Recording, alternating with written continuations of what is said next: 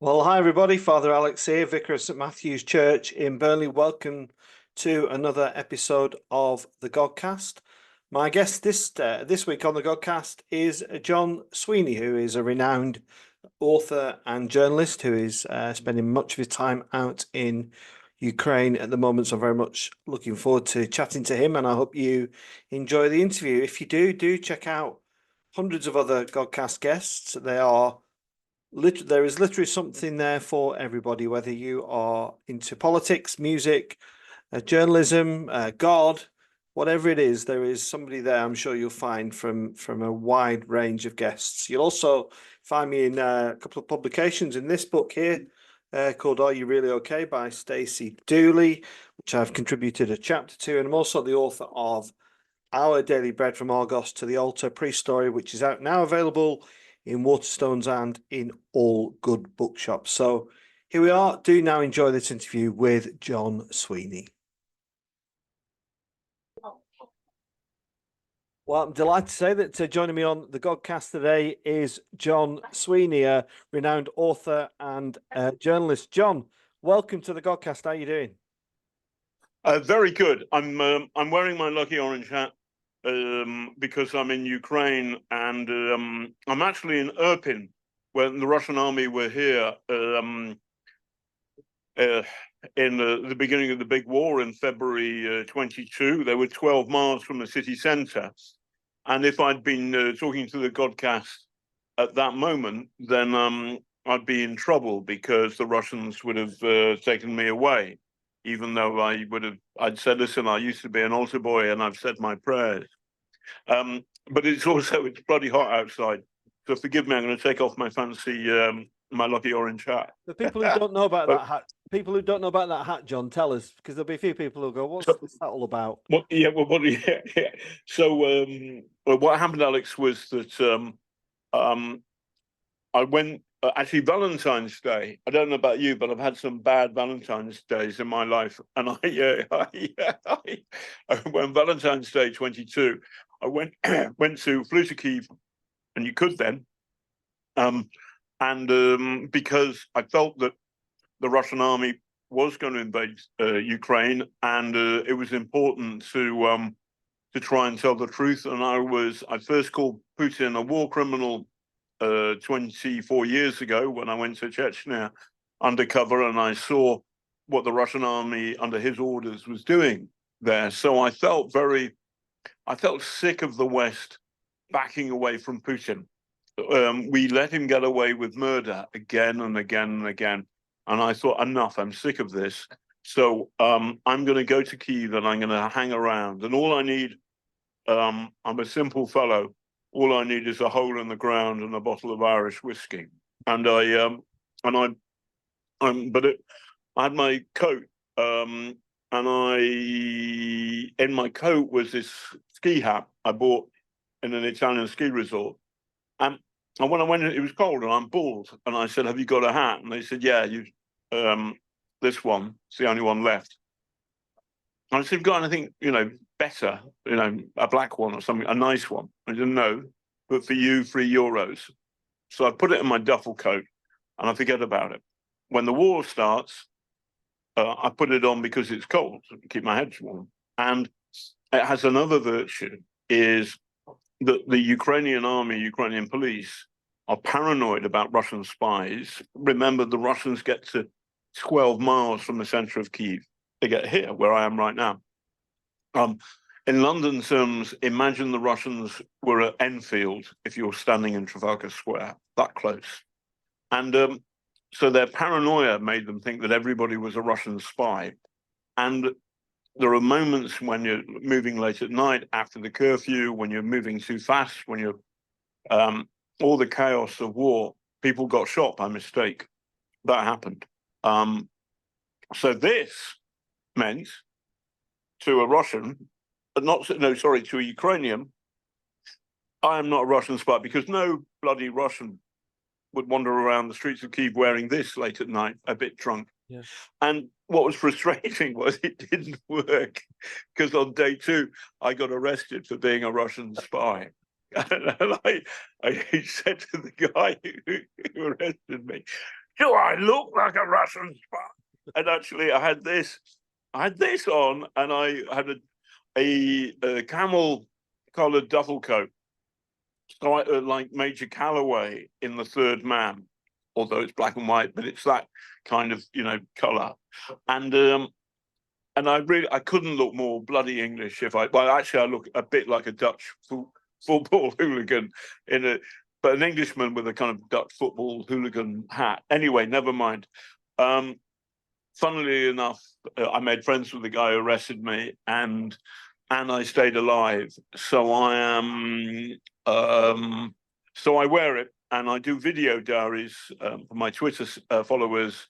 At John Sweeney Raw is my thing, and they expect me to wear my hat, but it's August. It's 30 degrees or more out there right now. So I feel foolish. That's what's expected. There we are. Yeah. I'm having a. Do I call you father, by the way? Call me Alex. Just call me Alex, John. But you're yeah. And are you're kind of you're C of E, I'm guessing, yeah. C of E, that's right. Yeah, yeah. And a few of my C of E friends were like chuffed when they found out you were coming on, and they wanted me to ask you this question, John. Is like, what drives you to be there? I love listening to you, John, and I don't wish to smoke up the proverbial, but when I'm listening to you talking about Ukraine, I know I'm getting the authentic version, what's happening, what's going on. But from your perspective, you see, and you must have seen some pretty atrocious stuff. Do you worry about your own mortality? What is it that keeps you there, John, to keep reporting? Well, my own mortality. In December, I fell over on black ice while delivering crutches, and I tore my quadriceps tendon in my left knee, so I couldn't move. I mean, God, where is he when you want him? Eh? Anyway, never mind. The other way around is I've been very lucky all my life physically, and anyway, I had a fall. So I had 2 operations on my knee. The first one in Ukraine didn't work. The second one did beautifully. I had that in London. So I waited till I'm better. So I haven't been here for 7 months. But I'm here because I do feel a real passionate commitment to Ukraine. I'm writing a novel about the Battle of Kyiv right now. And I've got lots of friends here who are they're delighted to see me. I have the catchphrase when I do my video diaries, which is VPDFO, and I'm not going to spell it out, but it stands for Vladimir Putin do F asterisk off. And I've got my first kind of night back, we were in a bar, and there's a gang of about 20 of us, some of my pals, some other people, and everybody said, and we have a simple message from Vladimir Putin, do F off. So I kind of I love the joy here. And now what's, as Ukrainians have just invaded Russia. And I was actually having a Negroni cocktail with a friend of mine who's in the Ukrainian army. And he said, "Oh, I've been to Russia on holiday." I said, "What? Stop." And yeah, I've been on holiday without a passport. And it takes me a bit to work out what he's at. So he's gone to Kursk without a passport. And I said, "What was it like?" And he said, "Well, it was cool." And then he laughed like a wolf. So it's true to say, Alex, that for a year this place has been down because the Russians have been on the front foot. And they have a particular way of fighting their war, which is to use a meat grinder. They have more metal, more artillery, and they have more flesh and bones than the Ukrainians. They've got more bodies, and Putin doesn't give a damn about his people. So when the meat grinder war, when it's a meat Ukraine a kind of war the Russians will win. It's very slow, but it's relentless and terrifying and horrible. And the Ukrainians have been effectively losing the war for a year. Suddenly, from August the 6th, the Ukrainian invasion into Kursk, the boot's on the other foot.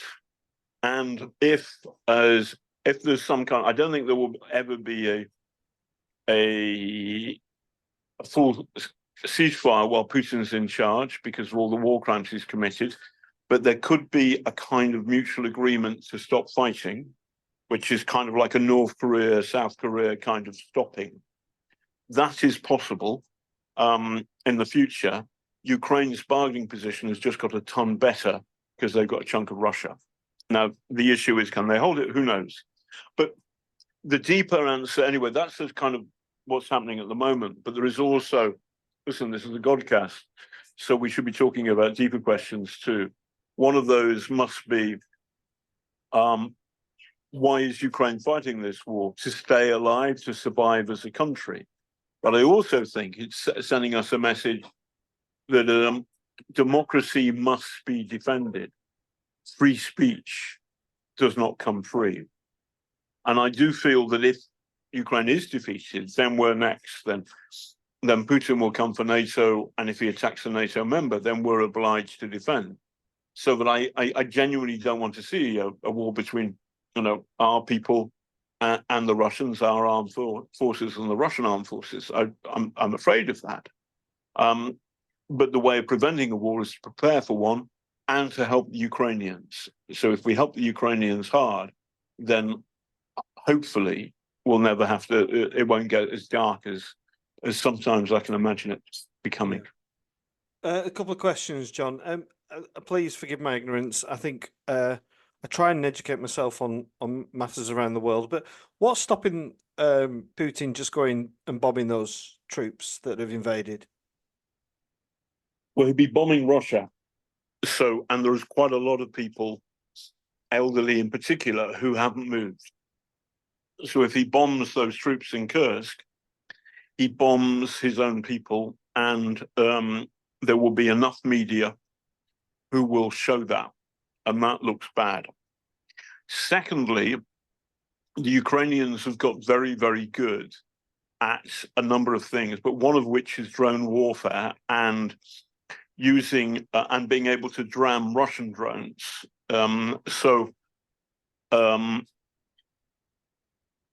makes it more difficult for drones to operate, so they get good quality understanding of what the targets are.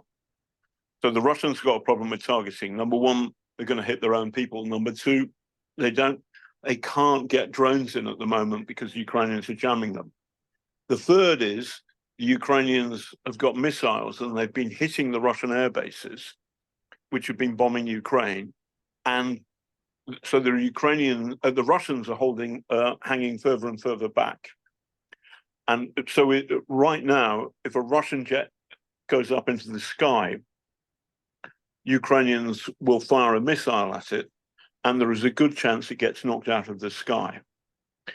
What the Russians can do is fire rockets, and they fire a lot of rockets at Ukraine proper. But it's bad for Russia to start firing rockets at Russia. So there is there's also two other things. Ukrainians haven't gone there. They haven't taken, this is Kursk Oblast or region or county. Russia's so big, county sounds silly, but maybe it's the best way of explaining it to people. And they haven't taken the if you like, the cathedral town or whatever, which is Kursk itself. But in Kursk, there is a nuclear power station. And in that station, there is it's a massive nuclear power station. And the Ukrainians are within artillery fire or rocket fire of that power station. Now, they're not going to hit it. But remember, the Russians have got control of the Ukrainian nuclear power station down south, Zaporizhzhia, Europe's biggest. So there's a kind of Mexican standoff. Yeah. If the Russians behave badly, Ukrainians can retaliate. Something else, Ukrainians have got hold of the gas meat. There's a pipeline which runs from Russia through Ukraine, and Ukraine gets money from the Russians for allowing it to cross. They take some of the gas for their own energy supplies, and it ends up in Hungary. And it helps keep Hungary, it'll help keep Hungary warm this winter.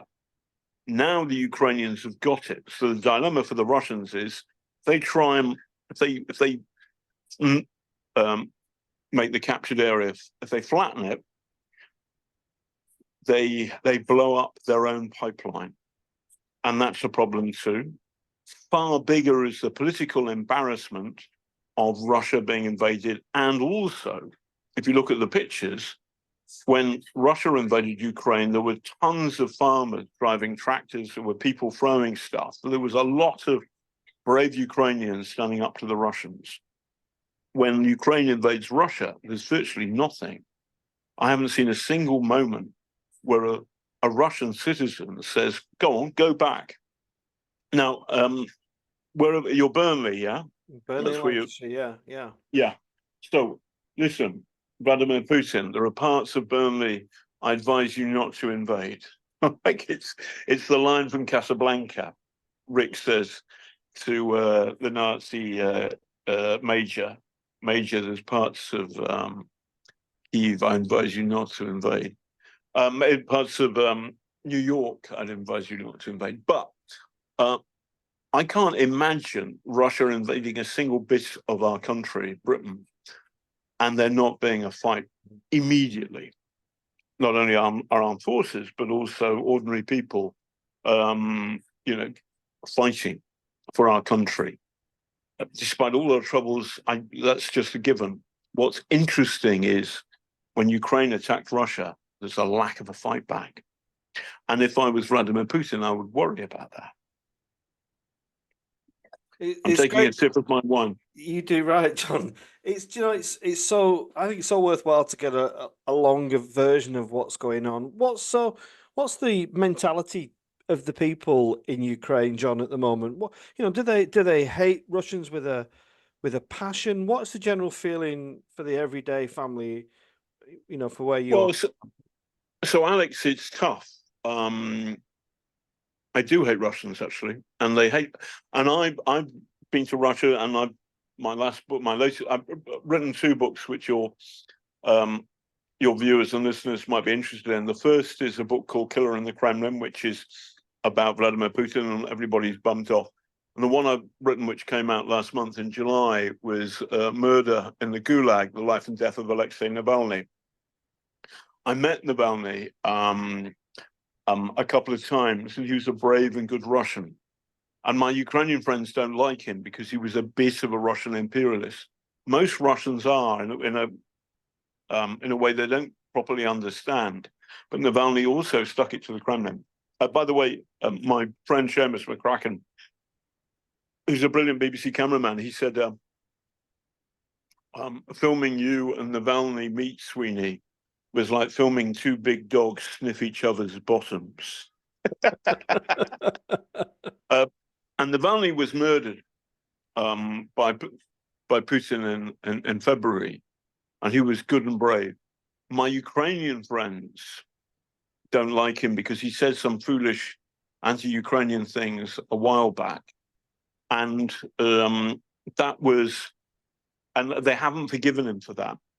But it's so. There's a friend of mine who's a waitress in a lovely cafe in Kyiv, and because I've hurt my knee and I hadn't been in Kyiv for 7 months, she was very pleased to see me when I rocked up the other day and said hello. And she's from Kherson, which is in the southwest, and the Russians, the Ukrainians have taken back Kherson, but the Russians are on the other side of the river, and the river is close. It's not the Dnipro. It's only I'm pretty sure about this, but it's the Russians are about 1,000 feet away, and they can fire drones, or sorry, they use drones against Ukrainian civilians in the city of Kherson. And her mum and dad still staying there, and she was describing her mum lives on something like the 9th floor of of a block of flats. And she's having a cup of coffee and she's looking at another block of flats and she sees a Russian zone come across. And there's an open window and the drone goes into the open window and goes bang. So that is an ordinary story from a waitress in a Kyiv cafe. So there are so many lives, there's so many people who have lost friends. I was in a small town in the center of Ukraine the other day, and there is a pedestrianised street with monuments to soldiers. And I was there last year, and the line of monuments has got longer, and essentially each monument is a square with 4 photographs on it that got big kind of man-sized posters of faces of mainly men, nearly all men in the Ukrainian army. And a year ago, there was a long line of them. The line has got longer, but they're not squares anymore, they're octagons. Get a sense of the loss. Now, in Kyiv and in Odessa, which is the party town near the beach, kind of like Brighton, you can forget sometimes the war is on, although every now and then there's a bomb or the air raid siren goes off. We call it Putin's lullaby. But for a lot of people, life is good, and you can forget about it. But in the sticks, it's grim. There's another thing: is that poor people. I'm afraid there is a shadow of corruption here, which is the Soviet shadow. I mean, Britain is corrupt too, but a lot of the old Soviet spaces are corrupt, and Ukraine is better, but still there's corruption. And so, if you pay a doctor, he can write you a note so you don't go to the war because you've got something wrong with you. This is what Donald Trump did. But the poor boys can't do that.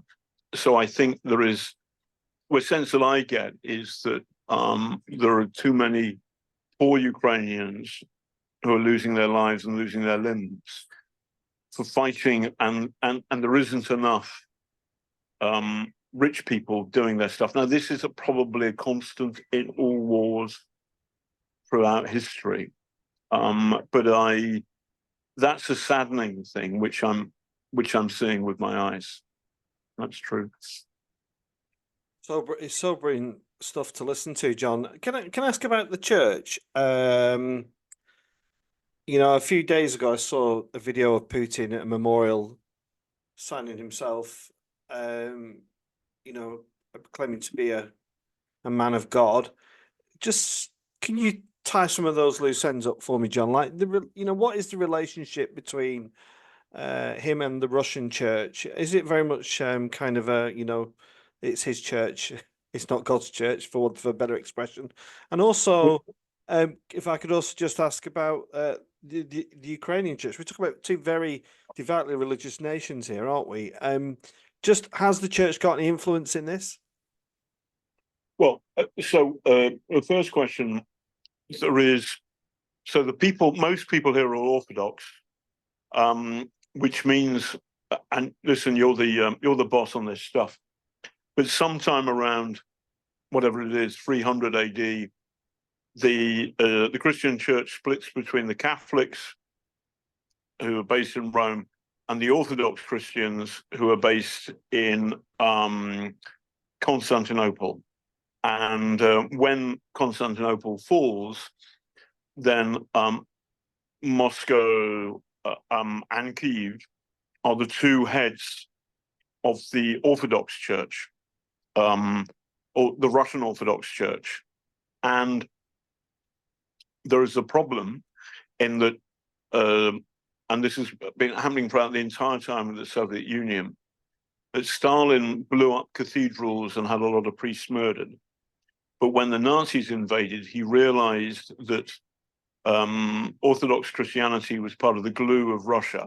And so the priests were let out of jail and people were allowed to go to church again. And by the way, Russians and Ukrainians, people in the Soviet Union, appreciated this.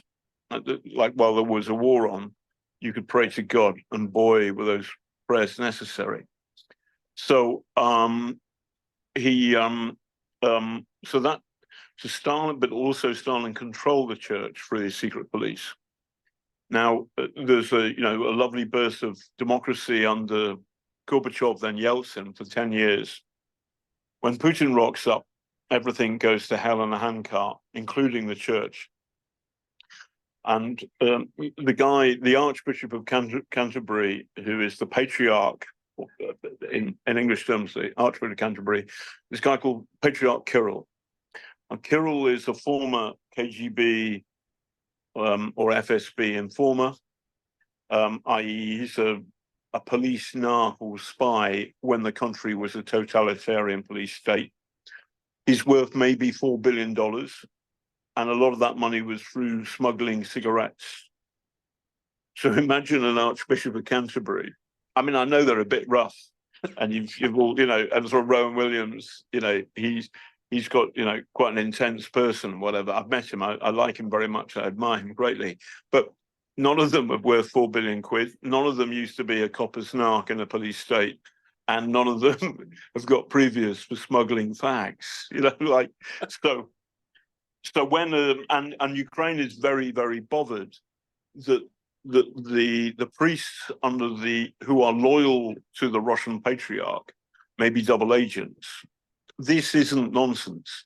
This is a real concern of the country fighting an existential fight against a brutal authoritarian regime.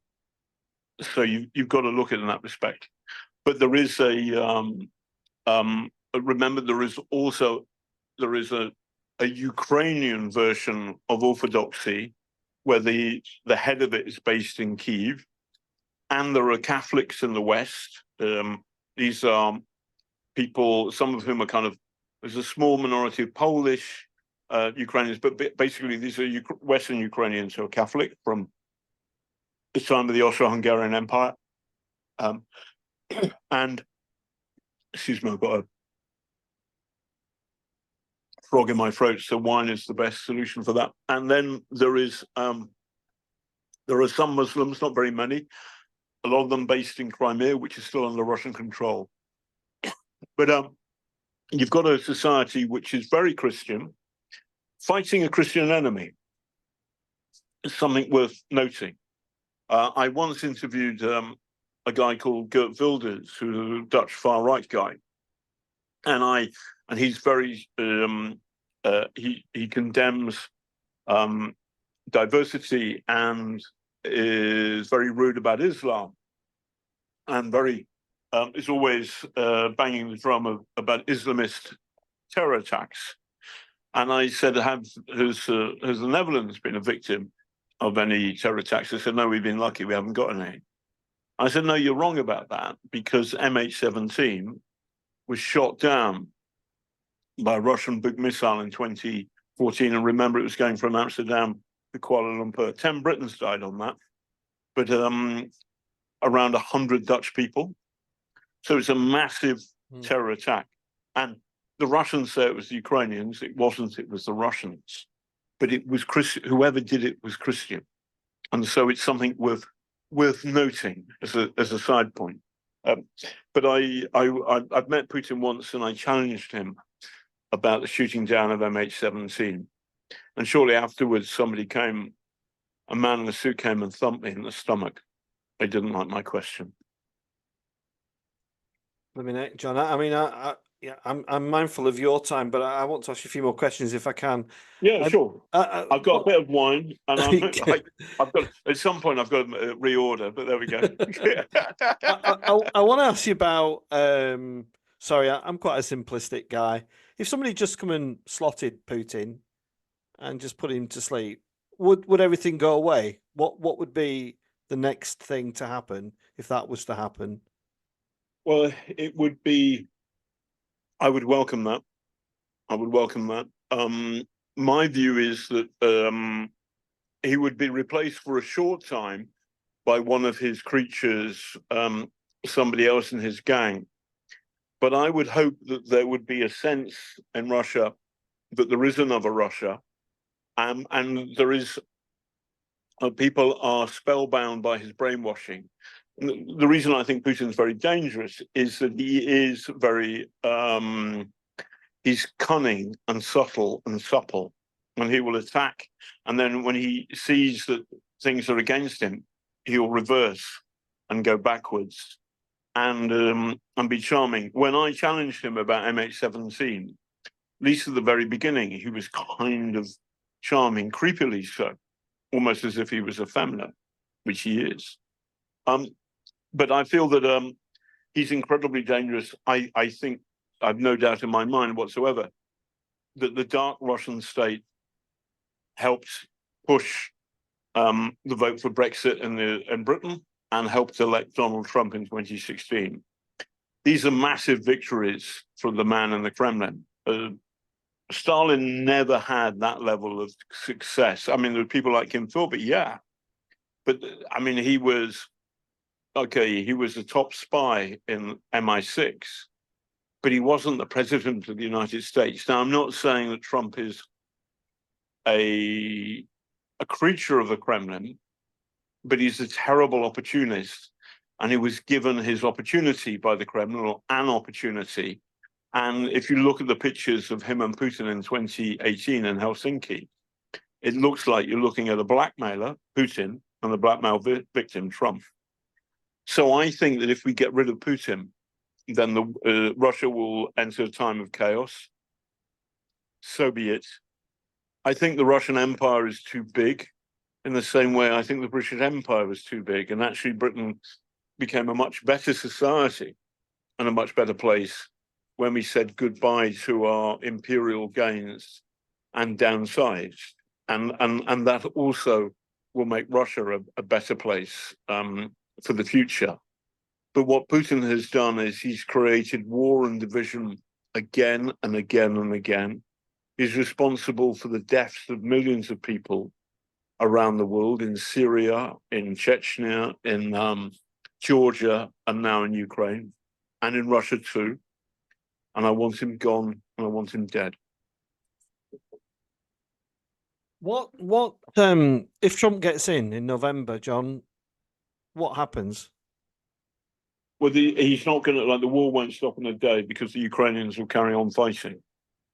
They'll carry on fighting come what may. Yeah. As Churchill said, victory at all costs. They'll carry on fighting. I mean, like, there's a friend of mine who's Semyon Gluzman, who's a great psychiatrist, who said, I'm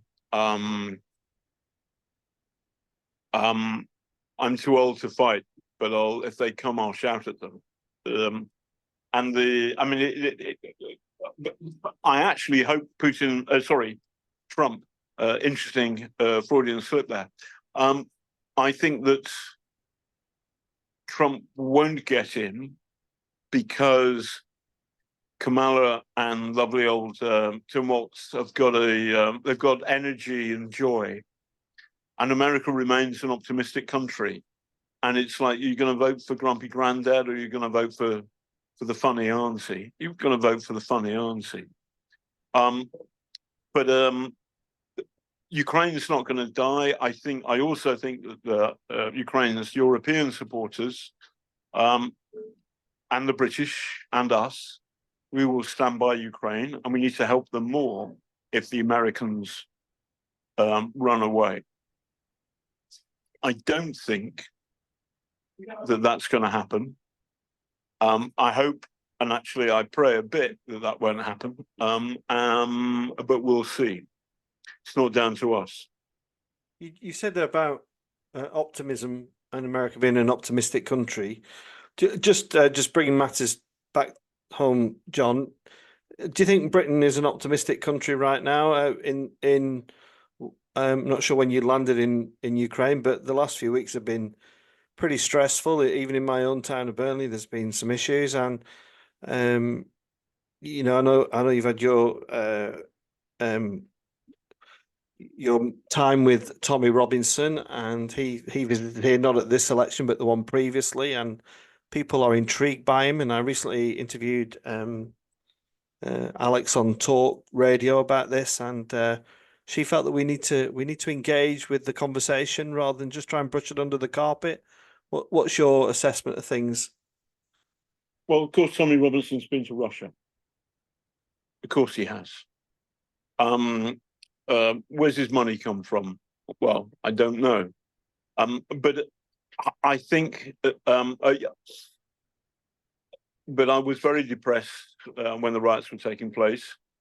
I was very I'm a Liberal Democrat, but I was very pleased that Keir Starmer gripped the situation very quickly, and people who were rioting were arrested, tried, and convicted in good time.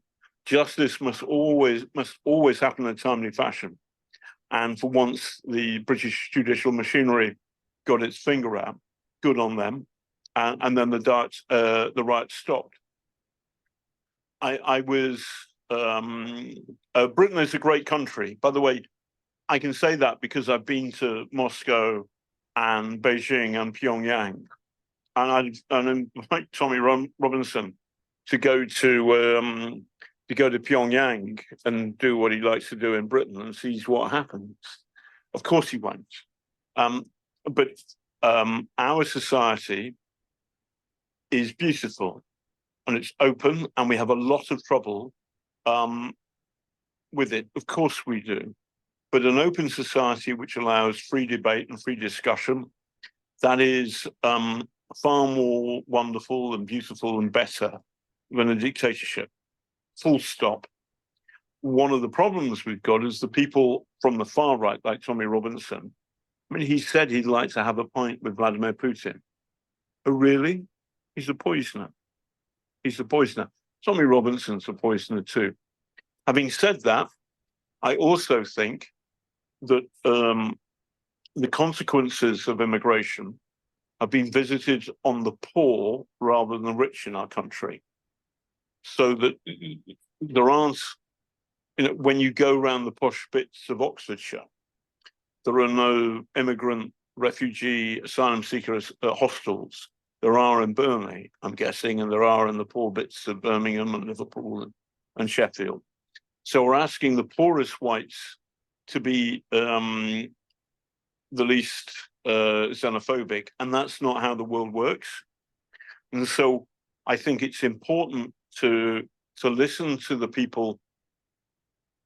And by the way, and then there's got Nigel Farage, who is in a different box, but who, for example, was retweeting why the man, or rather the youth accused of killing these poor kids in Southport, we didn't know who he was. Well, there's a reason for that, is you can't, under the law of the land, you can't identify somebody until they've been brought before a judge if they're under 18. Now, by the way, that's the law, and I believe in the law. And so when Nigel Farage goes, "Oh, I've got no idea," we're not hearing the whole truth. Oh, yes, we are. You know, mate. You know what you're doing. So I feel we have to stand up for the rule of law. We have to stand up for our wonderful open society. And at the same time, we have to listen to people, in particular, or rather in this occasion, disadvantaged whites who are feeling let down and underserved. What are their real grievances? And we need to strip away what they're being told by bad actors from their genuine grievances in terms of access to good quality healthcare and good quality education. So I sympathize with these people where they say, listen, my kids are going to a bad school. We can't get doctor's appointments. I'm with them. The moment they start blaming that on people from refugees, from all the other bits of the world where people come to, you've got, hold on a second, wait. Those are not the same things, and the refugees are not the causes of these problems. So, and I did philosophy, I did drinking at university, but there's a thing in philosophy where you've got to distinguish between cause and correlation. Correlation is something that happens alongside something, but it's not the cause. Cause and correlation.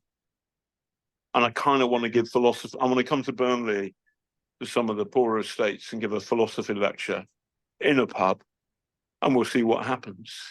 Well, I could arrange that anytime, John. Anytime you want to come to Burnley, you're welcome.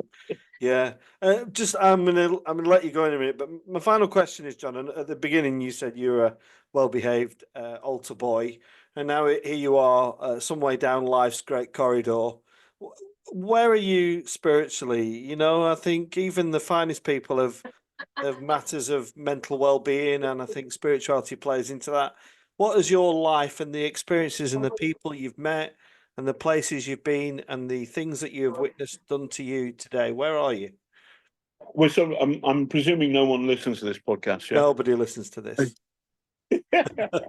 Well, no, I do a bit of God. I do a bit of God. I haven't. I listen. At some point I will go. I haven't done it this trip actually, but I will go to a Ukrainian church and light a candle for my Ukrainian friends who are fighting at the front, and my loved ones back home. I'll light a candle for Ukraine, also for the good people of Russia who at the moment are in prison, also for the some of the daft people who did silly things in Britain during the riots, you know, get a life. But I actually, Jesus is a hero to me, and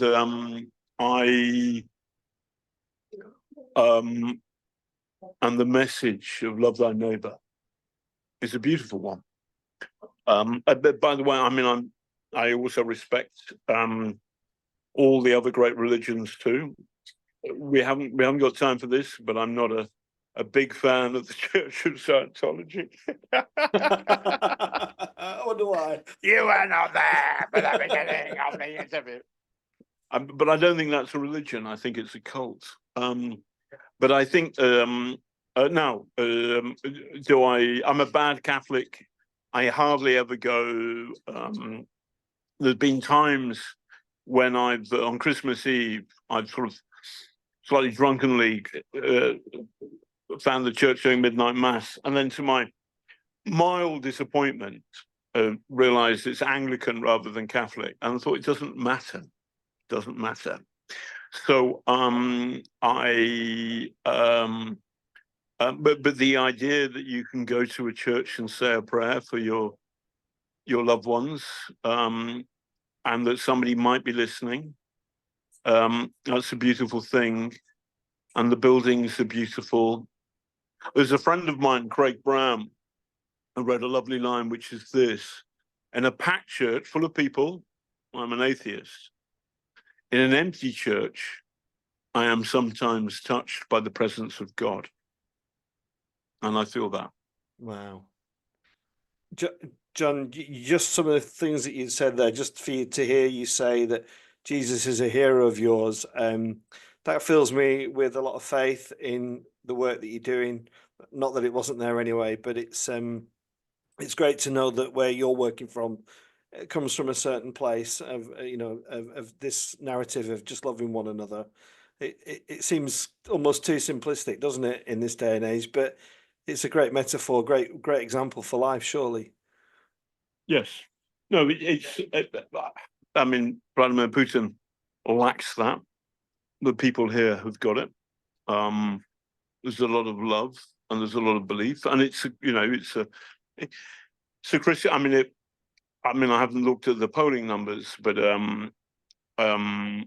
it's there are a lot of churches. There are a lot of new churches in the war zones. There's a lot of bombed out churches, and that's another reason why Putin is wrong. But I do feel like, being a war reporter, every now and then, when something awful happens, I cross myself and say a prayer, and that helps me. Now, I'm not going to. I mean, listen, this is the Godcast. I mean, I don't go around the world saying this, but on this thing, I'm going to say no. I'm a Christian. I'm not a good one, but I am a Christian, and I believe in Jesus's message. And I like singing the hymns. and I love the beautiful churches, and I love the calm and the serenity of a church, and it helps me deal with some of the evil shit I've seen. Yeah. That's true. Well, God bless you for saying that, John. It means a lot to me, and I know it'll mean to a lot of people who watch and listen to this. So, John, I've absolutely loved chatting to you. It's been a real privilege, a real pleasure to hear you speak and your wisdom. And you know, I'm going to hold you to that. You know, I'm going to get you to Burnley for a pint and a philosophy lecture in one of our local establishments. Oh, And I mean, by the way, philosophy lecture. yeah, right. Okay. But no, I like it. I like it. I like it. I like it. I've got a really good mate who lives in Todd, Todd Morden, Yeah, which not isn't. far. It's not far, Round the is it? corner. It's yeah. Yeah, but this is a wonderful part of the world with wonderful beer. Yeah. So I miss it all. Oh, well, thanks so much. Thanks for what you're doing, John. All power to your elbow, and I'll be praying for you tonight out there in Ukraine. And thank you for what you're doing. Thank you for speaking up for the people there. Thank you. And when you tweet, let me know, and I'll tweet it to my my followers and all that stuff. But thank you very much, and yeah, and God bless you. Shh.